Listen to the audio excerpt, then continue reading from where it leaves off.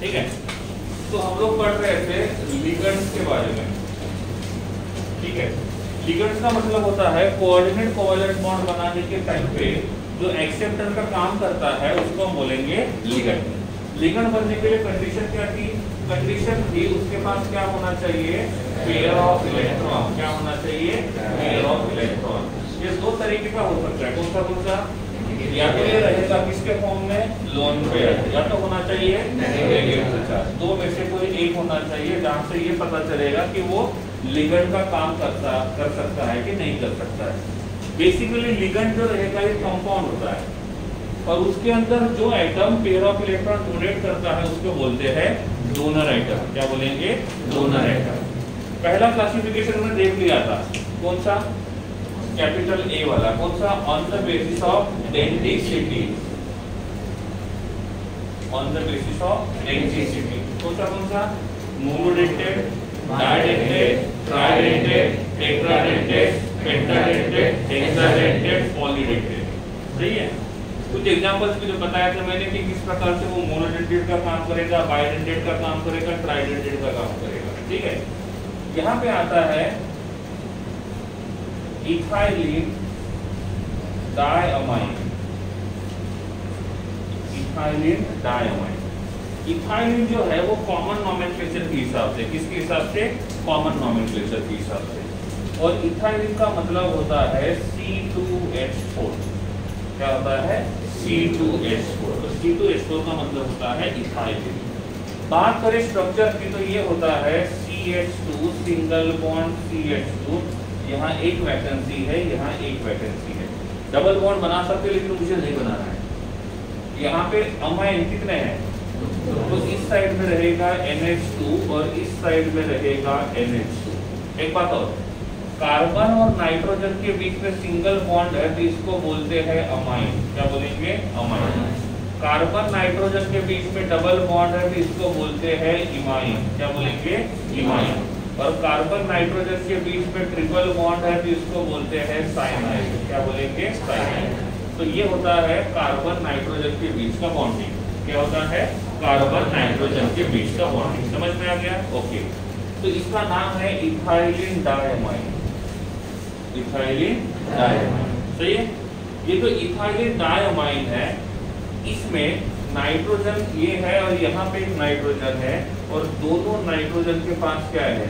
Pair of electron. क्या है? Pair of electron. इसका मतलब ये इथाइलिन डायअमाइन जो रहेगा वो किसका काम कर सकता है?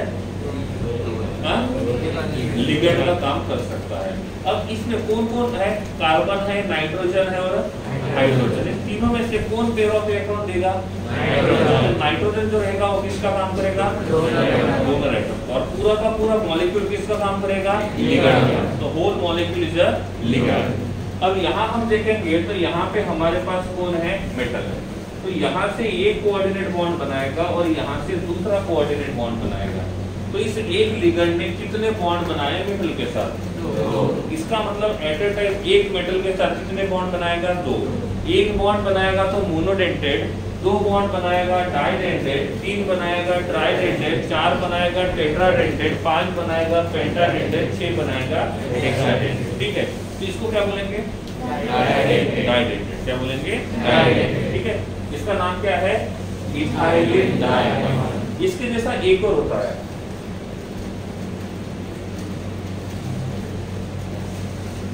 डाइइथाइलिन ट्राइअमाइन। क्या होता है?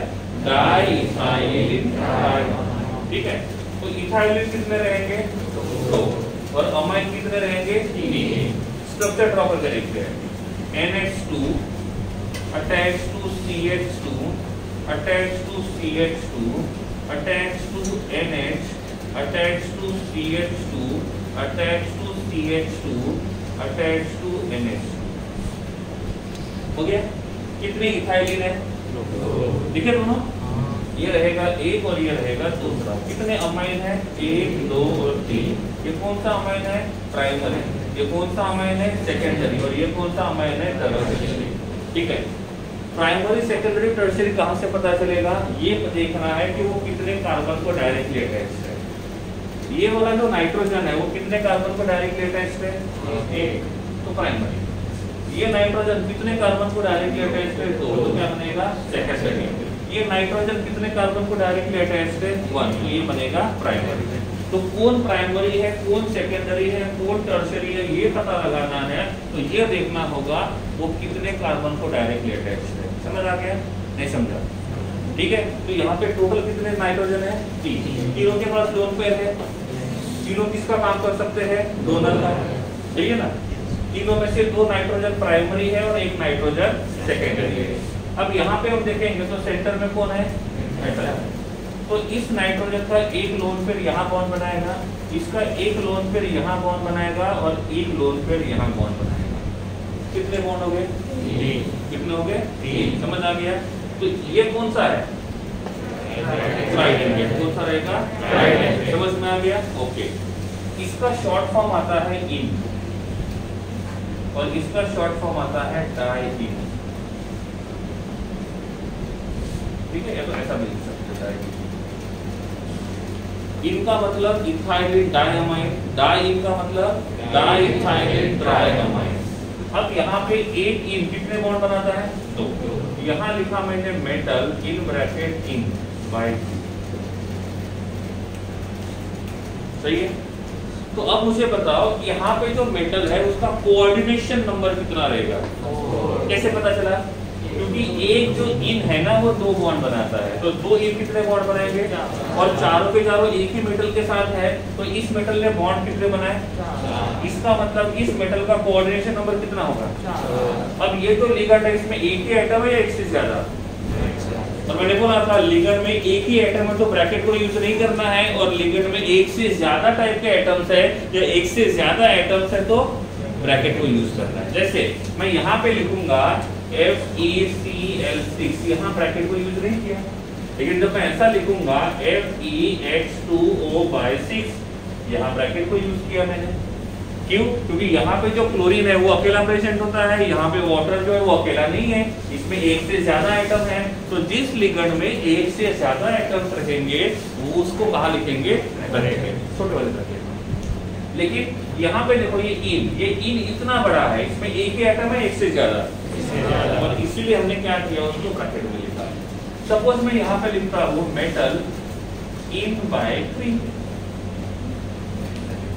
तो इस मेटल का कोऑर्डिनेशन नंबर कितना होगा? कैसे पता चला? समझा? हाँ। अब यहाँ मैं लिखता हूँ ओवरऑल चार्ज +2, तो मुझे बताओ मेटल का ऑक्सीडेशन नंबर कितना हुआ? अरे इसके ऊपर चार्ज है, न्यूट्रल है, तो एक लिगेंड के ऊपर चार्ज 0 है, तो यहाँ पे कितने लिगेंड है? तीनों का चार्ज कितना हुआ? तो एक का 0 रहेगा तो 3 का भी 0 रहेगा, तो इसका ओवरऑल चार्ज कितना हुआ? 0। तो ओवरऑल +2 आने के लिए ये कितना होना चाहिए? +2। तो यहाँ पे मेटल का ऑक्सीडेशन नंबर कितना है? मेटल का ऑक्सीडेशन नंबर निकालना आना चाहिए, क्योंकि IUPAC नॉमेनक्लेचर में उसकी जरूरत पड़ेगी। समझ में आ गया? अब मैं यहाँ लिखता हूँ M in bracket dien by 2। ठीक है? अब एक इन डाइइन कितने बॉन्ड बनाता है? 3। पक्का? तो कितने हैं? 2। कितने बॉन्ड बनाएंगे? 6। तो यहाँ पे इस मेटल का कोऑर्डिनेशन नंबर कितना हुआ? 6। कितना हुआ? 6। समझ में आ गया? नहीं समझा? सपोज मैं इनको मिक्स करता हूँ, M attach to en attach to diene,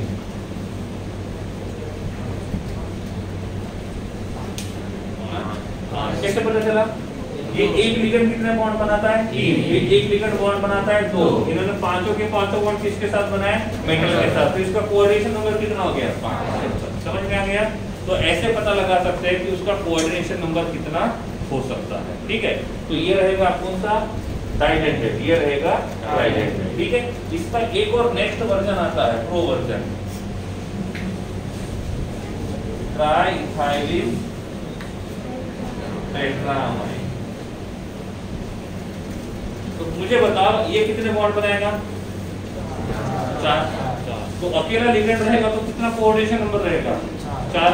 अब इसके साथ इसको जुड़ा दिया हमने, ये 1 है और 1 है, कितना हो गया? 6। इसके 4 इसके 2, कितने हो गए? 6। ये 2 है ये 1 है, ये 4 बॉन्ड बनाएगा, ये 2 और 2 4, कितने हो गए? हाँ, तो ऐसे फाइंड कर सकते हैं कि उसका कोऑर्डिनेशन नंबर कितना रहेगा। ठीक है, सैटरडे को एक फोटो भेज दी 2 मैंने, और ये बोला था कॉपी पे लिख लेना है, उनका स्ट्रक्चर ड्रॉ करना है। तो जहां जहां पे एरो ड्रॉ किया था, इसका मतलब वो किसका काम करेगा? डोनर का काम करेगा। और वो किसके साथ बॉन्ड बनाएगा? मेटल के साथ बॉन्ड बनाएगा। किसके साथ बॉन्ड बनाएगा? मेटल के साथ। यहाँ तक ठीक है, क्लियर है? चलो, आपने जो लिखे थे वो निकालो, जो व्हाट्सएप ग्रुप में आई थी और जो आपने कॉपी में लिखा था वो निकालो।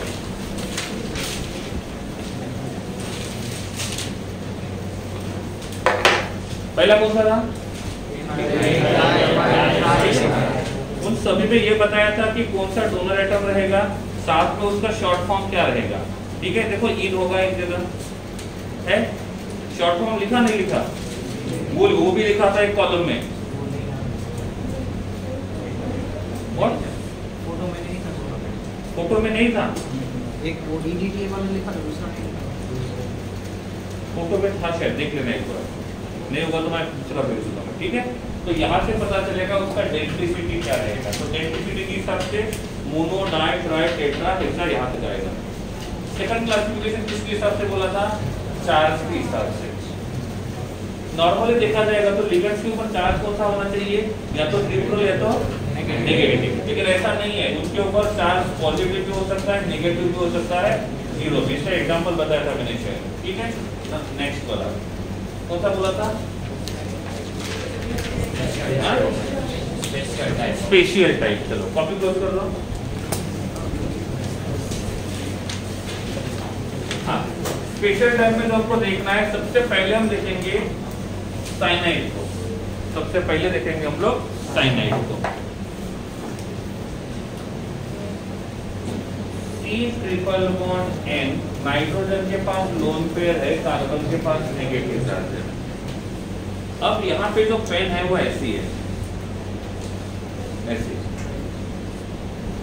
या इस बोर्ड पे एट अ टाइम में दोनों रिफिल से लिख सकता हूँ। ओके, ये मुझे ब्लू से लिखना है तो रेड ब्लैक पॉसिबल नहीं है, और ऐसे लिखूंगा तो ब्लैक से लिखूंगा तो ब्लू पॉसिबल नहीं है। तो ये वाला जो पेन है उसका अरेंजमेंट ऐसा है कि एट ए टाइम वो, समझ में आ रहा है? ऐसे पेन को बोलते हैं एम्बीडेंटेड पेन। क्या बोलेंगे?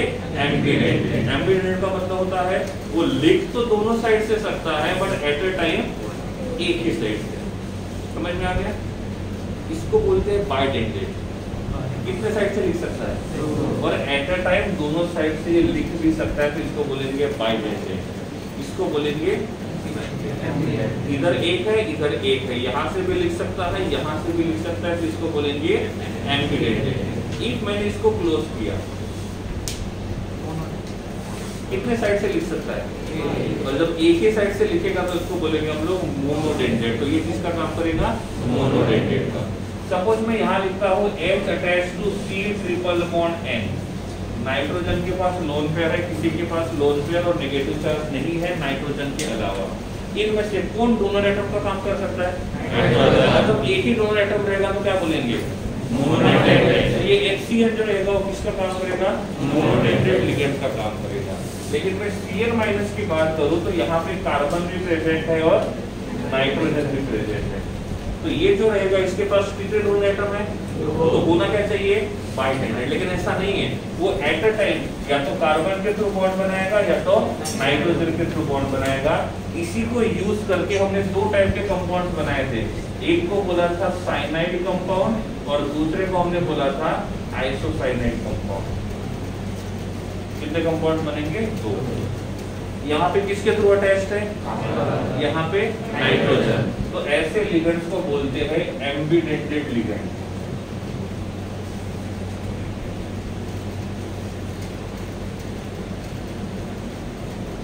What is the meaning of एम्बीडेंटेड ligand? इसके पास मोर देन 1 डोनर एटम रहेंगे, बट एट अ टाइम एक ही साइड से बॉन्ड बनाएगा, उसको बोलेंगे एम्बीडेंटेड लिगेंड। यहाँ मैंने लिखा nitrogen double bond oxygen. Nitrogen के पास लोन पेयर, नेगेटिव चार्ज है, ऑक्सीजन के पास लोन पेयर है। क्या ये नाइट्रोजन डोनर का काम कर सकता है? क्या ये ऑक्सीजन डोनर का काम कर सकता है? तो इसके पास डोनर एटम एक से ज्यादा है, बट एट अ टाइम वो नाइट्रोजन के थ्रू बॉन्ड बनाएगा तो ऑक्सीजन नहीं बनाएगा, और ऑक्सीजन बॉन्ड बनाएगा तो नाइट्रोजन के थ्रू बॉन्ड नहीं बन पाएगा। तो इसके पास डोनर एटम तो एक से ज्यादा है, बट एट अ टाइम कोई एक ही काम कर सकता है। तो इस ऐसे लिगेंड्स को हम बोलते हैं एम्बिडेंटेड लिगेंड। तो what is the meaning of ambidentate ligand? The ligand having more than one donor atom, but at a time only one donor atom can make a coordinated bond with metal.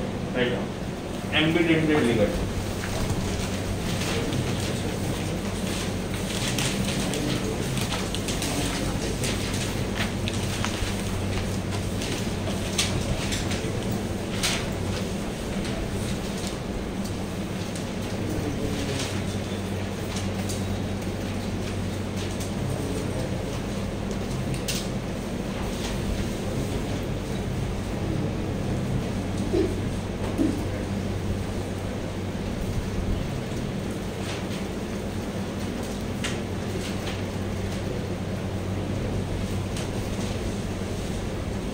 Ambidentate ligand.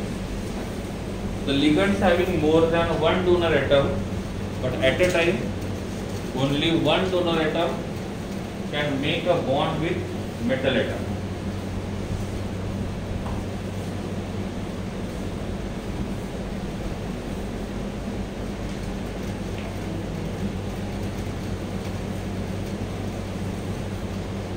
Example: Cn minus 1, NO2 minus 1, NO minus 1, Cn minus 1, NO minus 1, CO3 minus 2 में क्या है? CO3 minus 2 को इसको ambidentate नहीं बोलेंगे हम लोग। तीन डोनर और एम्बिडेंटेड ऐसा कोई एग्जांपल है? हाँ, उसको बोल लेते हैं, उसको हम नहीं बोलेंगे ऐसा, क्योंकि सभी ऑक्सीजन आइडेंटिकल है। ऐसा सर वो वाला नहीं, अगर तीन डोनर हो और कोई भी एक हो तो आप ऐसा एग्जांपल दे सकते हो एम्बिडेंटेड। किससे बोला? तीन डोनर एटम है, आपने कहा कि मोर देन वन होना चाहिए और कोई भी एक बनाएगा एम्बिडेंटेड के लिए, तो ऐसा कोई एग्जांपल दीजिए।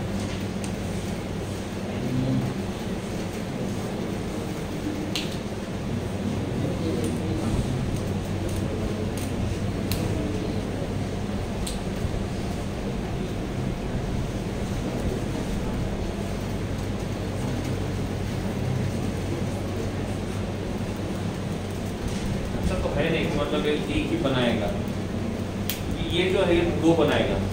सपोज यहाँ पे लिखा है N-2, तो वो एट अ टाइम ये दोनों बॉन्ड बना पाएंगे। तो सर एम्बिडेंटेड के लिए हमेशा दो ही डोनर एटम के ऐसा ही होगा ना? हाँ, बोल सकते हैं, दो एटम दो ही रहेगा। दो एग्जाम्पल है, एक है Cl माइनस, दूसरा NO माइनस।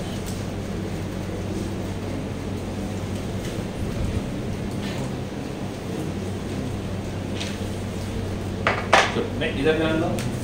नेक्स्ट वाला जो आता है C में 1 कौन सा था? एम्बिडेंटेड। C में 2, इतना लेकर ध्यान देना। सिलेटिंग लिगेंड, क्या बोलेंगे? सिलेटिंग लिगेंड। ठीक है, अब सिलेटिंग लिगेंड का मतलब क्या होता है? सिलेटिंग लिगेंड का मतलब होता है इस लिगेंड के पास एक से ज्यादा डोनर एटम है और वो सभी के सभी एक ही मेटल के साथ बॉन्ड बनाएंगे। रिपीट कर रहा हूं फिर से, जिस लिगेंड के पास एक से ज्यादा डोनर एटम है और वो सभी के सभी donor atom at a time एक ही मेटल के साथ बॉन्ड बनाएंगे, ऐसे लिगेंड्स को हम बोलते हैं सिलेटिंग लिगेंड। क्या बोलेंगे? सिलेटिंग लिगेंड। एग्जांपल के लिए मैं यहाँ लिखता हूँ NH2 attached to CH2 attached to CH2 attached to NH2। इस लिगेंड के पास कितने डोनर एटम है? दो। मैंने बोला था एक से ज्यादा होने चाहिए, पहली कंडीशन सेम है। और यहाँ पे ये जो नाइट्रोजन के पास लोन पेयर है और इस नाइट्रोजन के पास लोन पेयर है और यहाँ पे कौन प्रेजेंट है? मेटल। तो ये जो रहेगा वो यहाँ से एक बॉन्ड बनाएगा, यहाँ से एक बॉन्ड बनाएगा। कितने बॉन्ड बना दिया? और जब ऐसे लिगेंड्स एक ही मेटल के साथ बॉन्ड बनाते हैं तो बॉन्ड बनाने के बाद ये यहाँ पे रिंग बनाएंगे। ये रिंग 1 2 3 4 5 कितने मेंबर रिंग बन गया? 5। तो जिन लिगेंड्स के पास एक से ज्यादा डोनर एटम है और वो दोनों के दोनों डोनर सभी के सभी donor atom at a time उस मेटल के साथ बॉन्ड बनाएंगे और एक रिंग जैसा स्ट्रक्चर फॉर्म करेंगे, और जो लिगेंड्स ऐसा काम कर सकते हैं उस लिगेंड्स को बोलते हैं चिलेटिंग लिगेंड। क्या बोलेंगे? Chelating ligand. तो इस लिगेंड को हम बोल सकते हैं चिलेटिंग लिगेंड। लेकिन चिलेटिंग लिगेंड बनाने के टाइम पे ध्यान देना है कि यहाँ पे जो रिंग बनने वाला है, यहाँ पे जो रिंग बनने वाला है वो रिंग या तो 5 मेंबर्ड हो या तो 6 मेंबर्ड हो, क्योंकि इफ उसमें नंबर ऑफ मेंबर्स कम होंगे तो रिंग के बीच में स्ट्रेन बढ़ जाएगा, और रिंग के बीच में स्ट्रेन बढ़ेगा तो मॉलिक्यूल का स्टेबिलिटी कम होगा, और इसलिए ये चिलेटिंग लिगेंड्स जो कंपाउंड बनाएंगे उसमें जो रिंग बनेगा या तो ये 5 मेंबर्ड होना चाहिए या तो वो 6 मेंबर्ड होना चाहिए। यहाँ पे जो रिंग बना है कितना मेंबर बना हुआ है? 5 मेंबर। तो इस लिगेंड्स को बोलेंगे चिलेटिंग। तो पूरा डेफिनेशन क्या बनेगा पहले समझते हैं। जो लिगेंड, जिस लिगेंड के पास एक से ज्यादा डोनर एटम है, सभी के सभी डोनर एटम एक ही मेटल के साथ एट अ टाइम बॉन्ड बना सकते हैं, और बॉन्ड बनाने के बाद क्या करेंगे? रिंग फॉर्म करेंगे। कौन सा रिंग? 5 मेंबर्ड या 6 मेंबर्ड। ऐसे लिगेंड्स को बोलेंगे चिलेटिंग लिगेंड। क्या बोलेंगे? Chelating ligand. समझा? नहीं समझा? क्लियर है? ओके, देखो डेफिनेशन चिलेटिंग लिगेंड का इंग्लिश में कैसे बोलेंगे? The ligands having more than one donor atom। आगे आप देख लेते हैं, तो हिंदी में लिखो कोई प्रॉब्लम नहीं है, डेफिनेशन टेक्स्ट बुक में हो गई।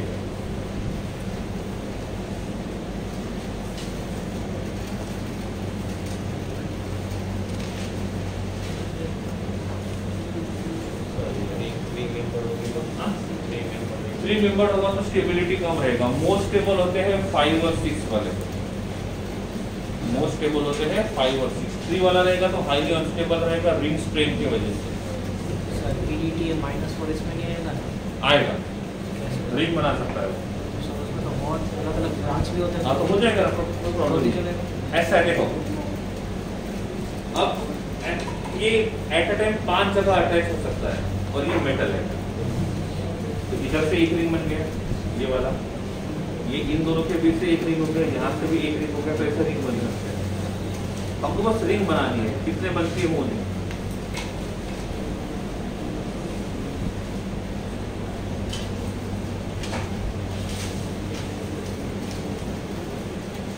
एग्जाम्पल में पहला क्या लिखना है? Ethylene diamine. क्या डाइथाइलिन ट्रायमाइन हो सकता है? हाँ? हो सकता है। उसका स्ट्रक्चर क्या है? NH2 attached to CH2 attached to CH2 attached to NH attached to CH2 attached to CH2 attached to NH2। ठीक है, सेंटर में कौन है? मेटल। सेंटर में कौन है? मेटल। यहाँ से एक बॉन्ड बनाया, यहाँ से दूसरा, यहाँ से तीसरा, ये एक रिंग बन गया और ये दूसरा। ये रिंग कितने मेंबर बन गया? 1 2 3 4 5। ये कितने मेंबर बन गया? 5। मतलब ये भी किसका काम करेगा? चिलेटिंग लिगेंड का काम करेगा।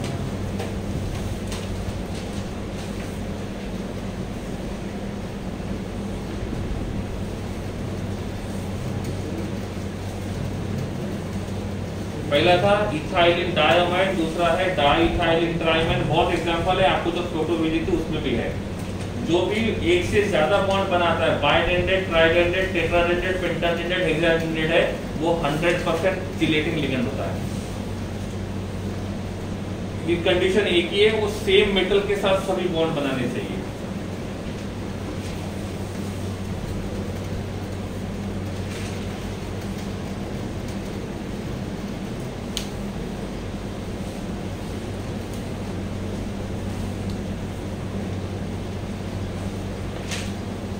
ठीक है।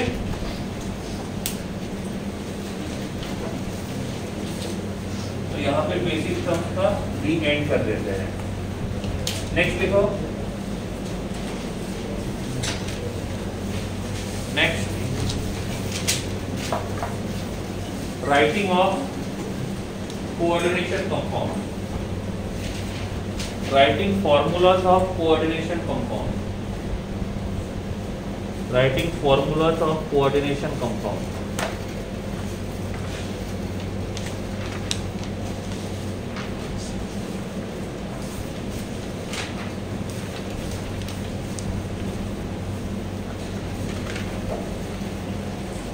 लिखो नंबर 1 पॉइंट बताता हूँ फिर एक्सप्लेन करता हूँ।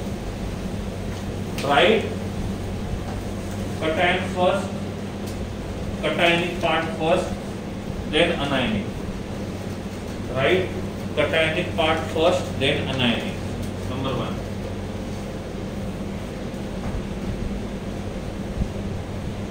Second, right complex ion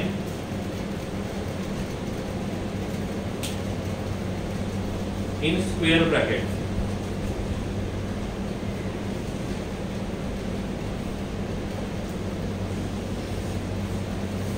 and counter ions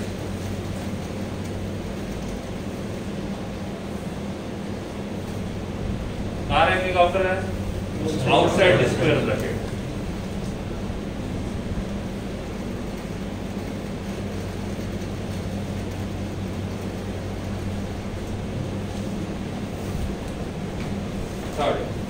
In square bracket,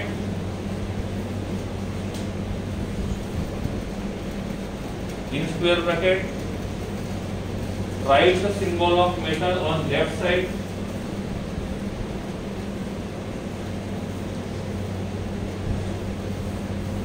and ligands on right side. ये स्क्वायर ब्रैकेट के अंदर इन स्क्वायर ब्रैकेट लिखा हुआ है।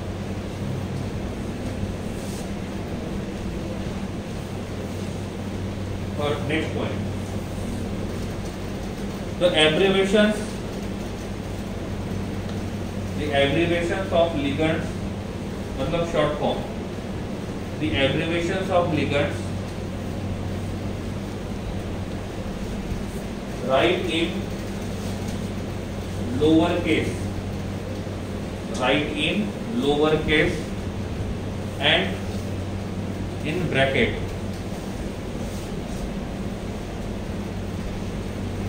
and in bracket. Next, ligands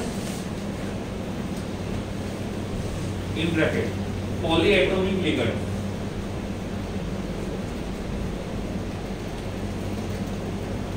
write in bracket,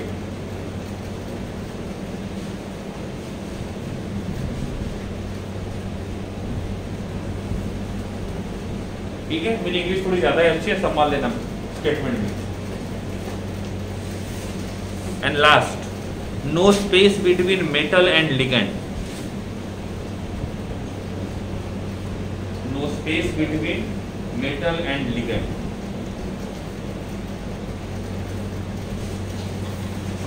ठीक है। इधर ध्यान दो। अब मैंने बोला कि मेरे पास यहाँ पे मेटल जो है वो है Fe+3 और लिगेंड जो है वो है NH3। लिगेंड कौन है? NH3। और काउंटर आयन जो है वो है Cl-। कौन है? Cl-। और यहाँ पे मेटल का जो कोऑर्डिनेशन नंबर है वो 6 है। मेटल का कोऑर्डिनेशन नंबर 6 है, ठीक है। तो जब भी आपको बोला जाएगा कि यहाँ से आप कॉम्प्लेक्स बनाओ, कॉम्प्लेक्स का फॉर्मूला बनाओ, तो कॉम्प्लेक्स हमेशा कहाँ पे रहेगा? स्क्वायर ब्रैकेट में। तो सबसे पहले कॉम्प्लेक्स बनाते हैं, तो स्क्वायर ब्रैकेट यहाँ से शुरू करूंगा मैं। स्क्वायर ब्रैकेट में सबसे पहले किसको लिखना है? मेटल। मेटल कौन है? Fe। उसके बाद किसको लिखेंगे? लिगेंड। लिगेंड कौन है? कोऑर्डिनेशन नंबर कितना है? 6। एक अमोनिया कितने बॉन्ड बनाएगा? 1। तो 6 कोऑर्डिनेशन नंबर होने के लिए 6 अमोनिया, तो तो यहाँ पे लिखेंगे ब्रैकेट यूज करेंगे क्योंकि यहाँ पे जो लिगेंड है वो मोनोएटॉमिक है या पॉलीएटॉमिक? मोनोएटॉमिक रहेगा तो ब्रैकेट को यूज नहीं करना है, पॉलीएटॉमिक रहेगा तो ब्रैकेट को यूज करना है। अब डाई ट्राई नहीं बोलते बैठूंगा, मोनो और पॉली बोलूंगा, ठीक है। तो ये पॉलीएटॉमिक है तो यहाँ पे लिखेंगे ब्रैकेट, यहाँ लिखेंगे NH3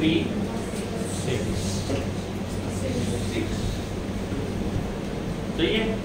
अब मेटल हो गया, लिगेंड हो गया, ब्रैकेट को क्लोज कर दो। गलती से भी काउंटर आयन को अंदर ले रहे हैं, वो बाहर के बाहर ही रहेगा।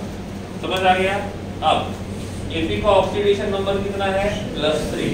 एक अमोनिया का 0, 6 अमोनिया का 0, ओवरऑल चार्ज +3। अब ये जो कॉम्प्लेक्स है वो कटायनिक है अनायनिक है?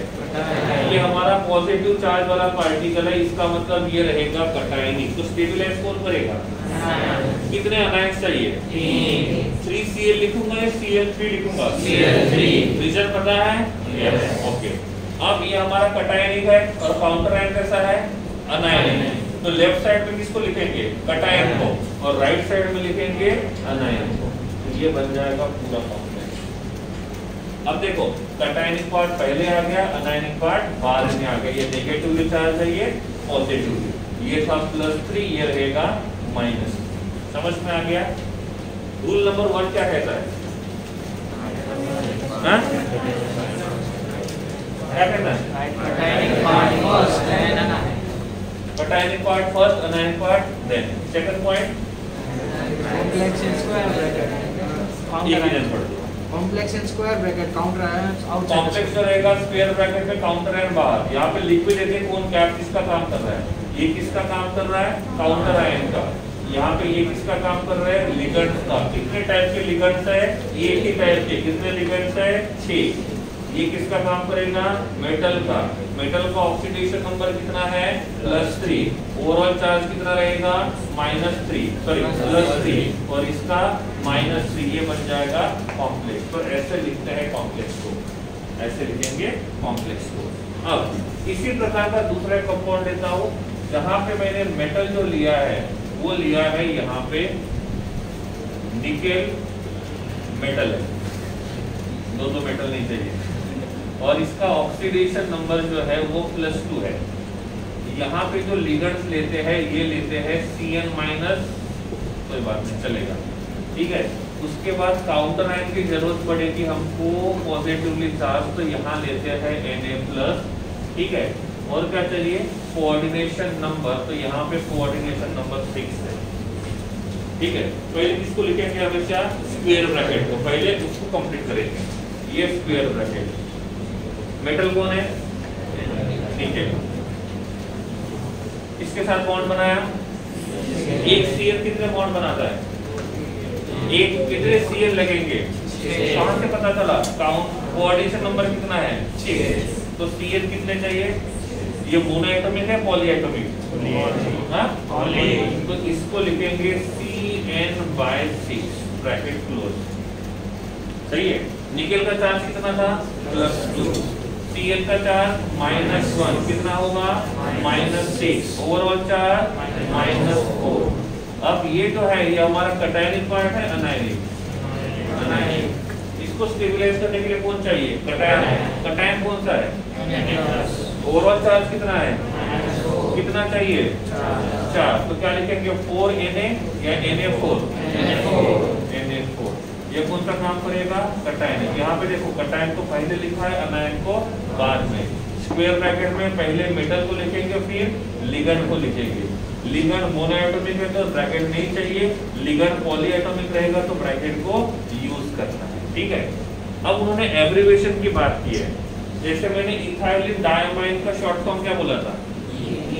ई है, तो वो किस में लिखेंगे? शॉर्ट में लिखेंगे, मतलब स्मॉल में, ठीक है। तो ऐसा हम क्या करेंगे? कॉम्प्लेक्स का फॉर्मूला ऐसे बना सकते हैं, ठीक है। दोनों एग्जांपल लिखिए। पहले देख लो, कुछ नहीं समझे तो खुद को पहले देख लो। Cn/3। एक Cn एट अ टाइम एक ही बॉन्ड बना सकता है। ये एम्बिडेंट का मतलब क्या होता है? एट अ टाइम ये ऐसा होता है अपोजिट वाला, कार्बन से बनाएगा तो नाइट्रोजन है, और नाइट्रोजन बनाएगा तो कार्बन है, तो एट ए टाइम एक ही बॉन्ड बनाएगा। तो एक CN एक ही बॉन्ड बनाएगा, 6 बॉन्ड बनाने हैं तो 6 CN को यूज कर रहा हूँ। और बोलिए लिखो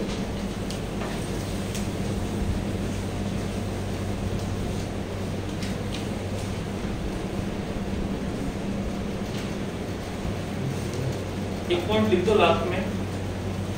If more than one type of ligands are there,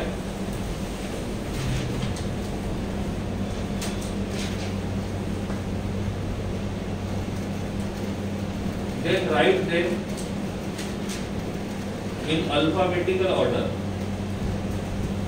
मतलब एक से ज्यादा टाइप के लिगेंड्स है तो जो अल्फाबेटिकली पहले आता है उसको पहले लिखेंगे।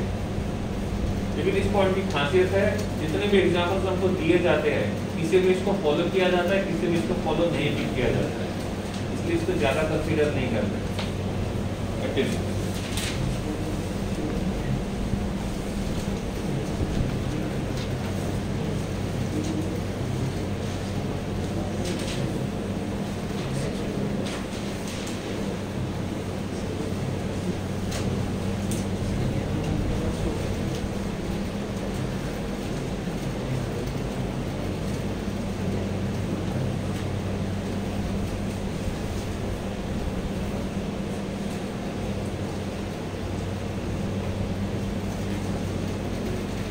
ये हो गया पहला।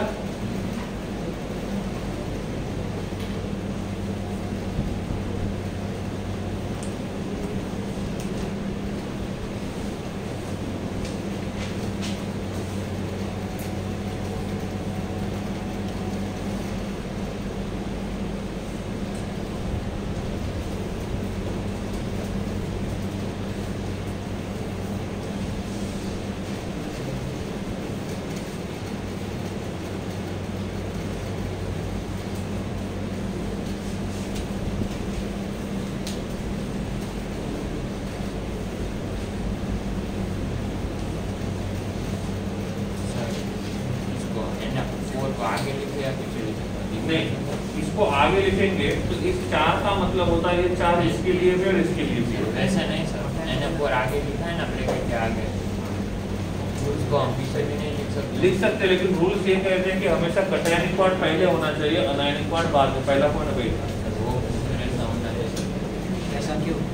रूल्स बनाए, जैसे IUPAC में रूल्स बनाए वैसे इनके भी रूल्स बनाए कि लिखना कैसे है, क्योंकि हर कोई अपने हिसाब से अलग अलग लिखेगा ना, तो यूनिटी नहीं रहेगी, स्टडी करने में यूनिटी नहीं रहेगी, वो होनी चाहिए, इसलिए उन्होंने रूल्स बनाए। ठीक है, तो कोई आगे लिखेगा कोई पीछे लिखेगा, कोई पहले मेटल लिखेगा कोई लिगेंड लिखेगा, तो फिर देखने वाले समझ में तो आना चाहिए ना फिर क्या कौन सा क्या है, मेटल कौन सा है, लिगेंड कौन सा है। मेटल है टाइटेनियम +2, लिगेंड 2 है, एक है CN-1 और दूसरा है H2O, NH3 लिखते हैं। इधर ध्यान दो, CN का क्वांटिटी 3 है और NH3 का क्वांटिटी भी 3 है। काउंटर आयन जो रहेगा, ठीक है, वो होना चाहिए मोनोवैलेंट। क्या होना चाहिए? मोनोवैलेंट। आप कोई भी ले सकते हो मोनोवैलेंट, ठीक है। और यहाँ पे इसका कोऑर्डिनेशन नंबर जो है वो 6 है। तो कोऑर्डिनेशन नंबर नहीं लिखेगा तो भी चलेगा, यहाँ से क्लियर हो ही जाएगा।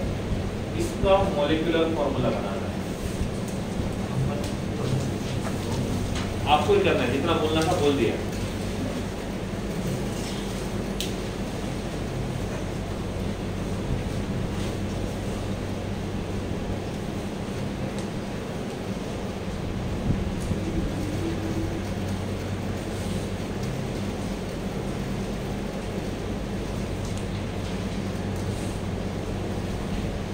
मोनोवैलेंट में आप कोई भी यूज कर सकते हो अपने हिसाब से, और वो कटायन रहेगा कि अनायन रहेगा वो आपको डिसाइड करना है।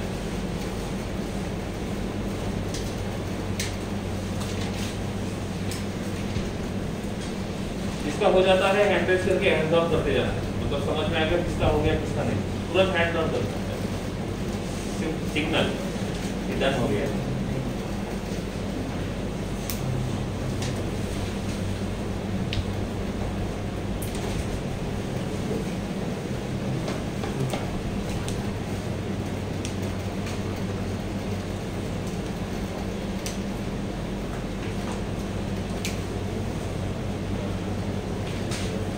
इधर ध्यान दीजिए, पहले स्क्वायर ब्रैकेट लिखेंगे, पहले किसको लिखेंगे? मेटल। कौन है? टिटेनियम। कितने लिगेंड्स हैं? कौन कौन? साइनाइड और अमाइन, मतलब अमोनिया। तो साइनाइड और अमोनिया अल्फाबेटिकली पहले कौन आता है? अरे नाम नाम, पहले अमोनिया आता है फिर साइनाइड आता है, ठीक है?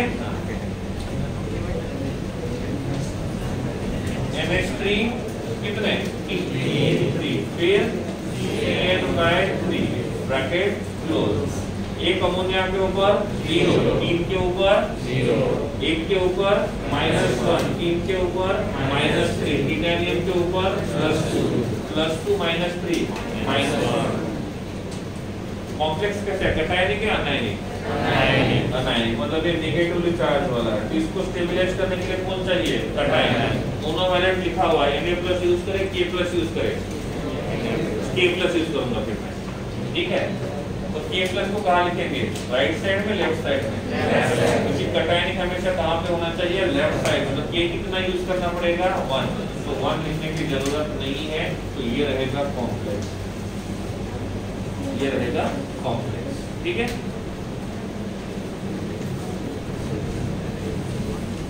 आवाज नहीं आएगा तो ज्यादा अच्छा रहेगा।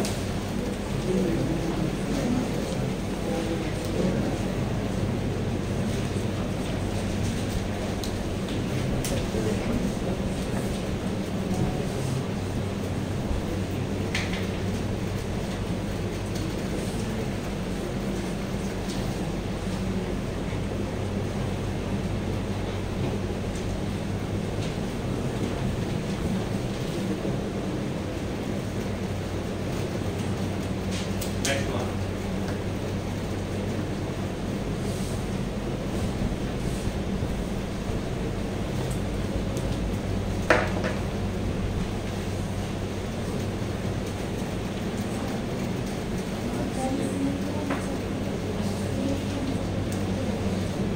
Alphabetically, yes, right now,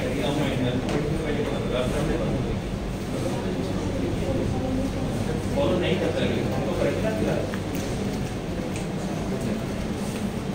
book में कभी ऐसा होता है कि रूल्स को फॉलो नहीं करते, लास्ट वाला रूल अल्फाबेटिकली नहीं दिया जाता है। Done? This one.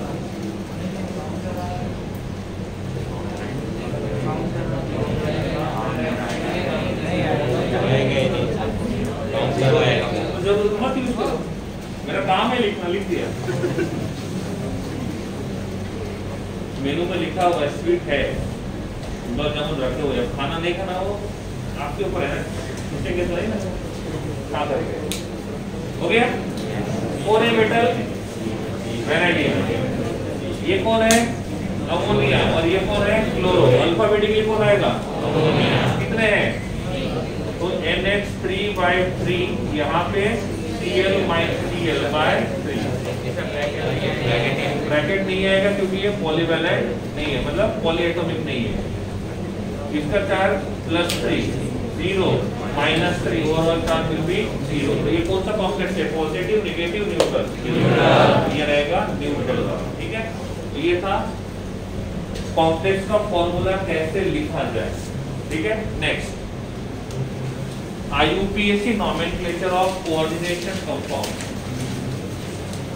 IUPAC nomenclature of coordination compound.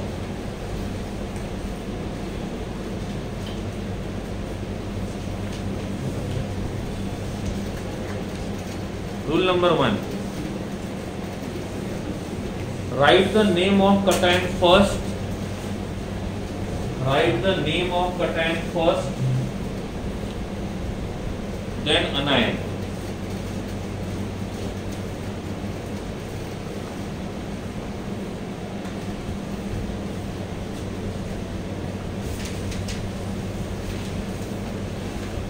Then anion. Next, second rule. In complex, write the name of ligand first.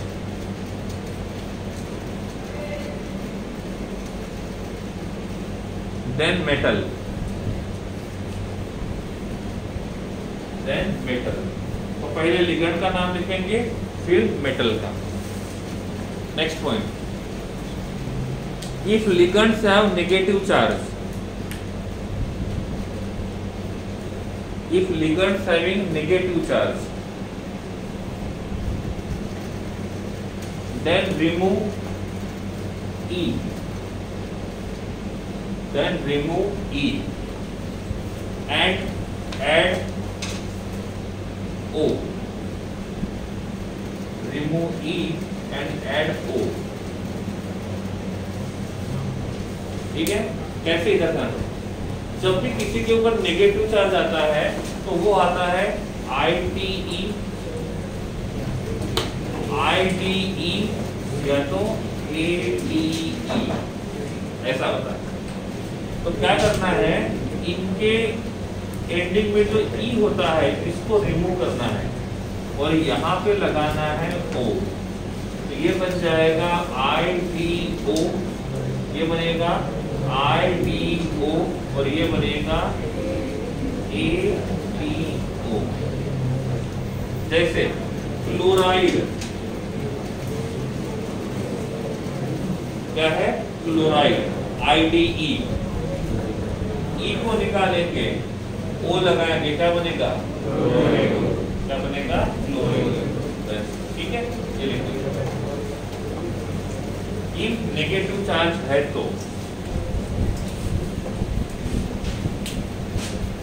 ligands having negative charge।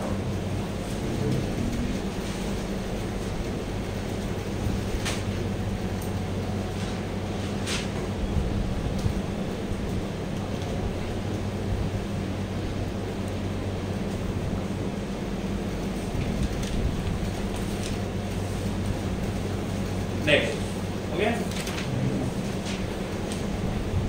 Next, if ligands having positive charge, if ligands having positive charge,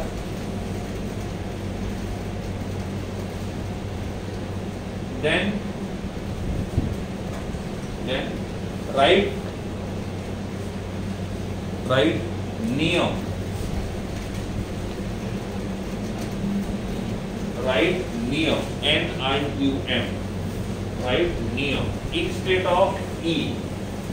last का E remove करना है और वहां पे नियम लगाना है। ठीक है, example NH2 attach to NH2, इसका नाम क्या है हाइड्राज़ाइन।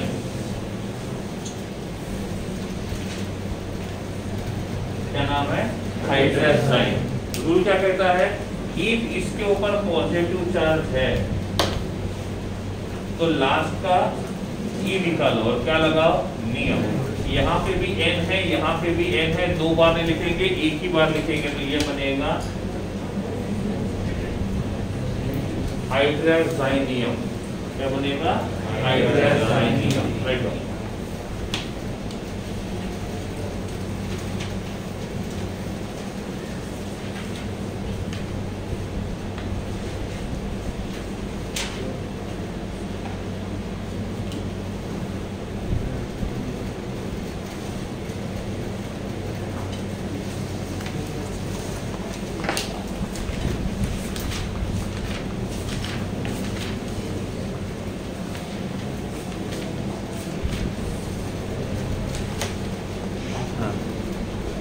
Next, some exceptions are there. Some exceptions are there in ligand's name. In ligand's name. उसमें से पहला लिखो H2O। H2O इसको बोलते हैं एक्वा। जब उसको लिगेंड के फॉर्म में लिखेंगे तो उसको बोलेंगे एक्वा। H2O को बोलेंगे एक्वा। नेक्स्ट आता है NH3 अमाइन। NH3 को एज अ अमाइन करके यूज करते हैं। Next NO नाइट्रोसाइल SYL। NO नाइट्रोसाइल, CO carbonyl, carbon monoxide है, कार्बन मोनोऑक्साइड को कार्बोनाइल कार्बोनिल बोलते हैं। And last CS carbon sulphur, इसको बोलते हैं थायोकार्बोनाइल, इसको बोलते हैं थायोकार्बोनाइल, थायोकार्बोनाइल। नेक्स्ट CN-1 रूल के हिसाब से क्या होना चाहिए, साइनाइड का क्या बनना चाहिए, साइनिडो, लेकिन इसको साइनो बोलते हैं, लिखो साइनो, तो CN को बोलेंगे साइनो। रूल के हिसाब से होना चाहिए साइनिडो, बट एक्चुअल में ये होता है साइनो। ठीक है, ये किसके नेम से है, ligand. Next rule,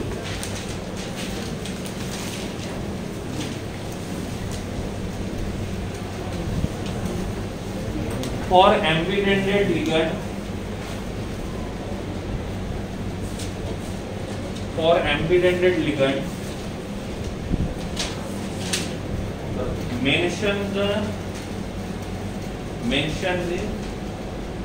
symbol of donor atom, mention the symbol of donor atom, mention the symbol of donor atom।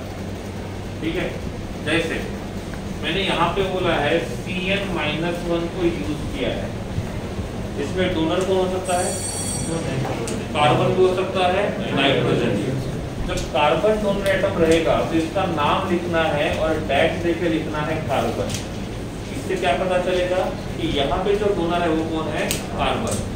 और इफ यहाँ पे डोनर नाइट्रोजन है तो डैश देके क्या लिखेंगे, नाइट्रोजन। तो पूरा नाम होने के बाद हम ये बताएंगे कि इसके पास एक से ज्यादा डोनर एटम है, तो उनमें से कौन सा डोनर एटम यहाँ पे पेयर ऑफ इलेक्ट्रॉन डोनेट करेगा। नॉर्मली ये एम्बिडेंटेड के लिए आता है, इसके लिए आता है एम्बिडेंट। जैसे हम NO में बोल सकते हैं NO, नाइट्रोजन के पास भी लोन पेयर है, ऑक्सीजन के पास भी लोन पेयर है, तो यहाँ पे नाइट्रोजन भी डोनर एटम हो सकता है, ऑक्सीजन भी डोनर एटम हो सकता है। ठीक है, नाइट्रोजन के थ्रू बॉन्ड बनाएगा, इसका नाम लिखेंगे, डैश देके लिखेंगे नाइट्रोजन। ऑक्सीजन के थ्रू बॉन्ड बनाएगा, डैश देके लिखेंगे oxygen S. Next one, if more than one ligands are there, more than one types of ligands are there, if more than one types of ligands are there, then write them in alphabetical order, then write them in alphabetical order, then write them in alphabetical order। Remaining rules next lecture में देखेंगे। Close कर दो इसको।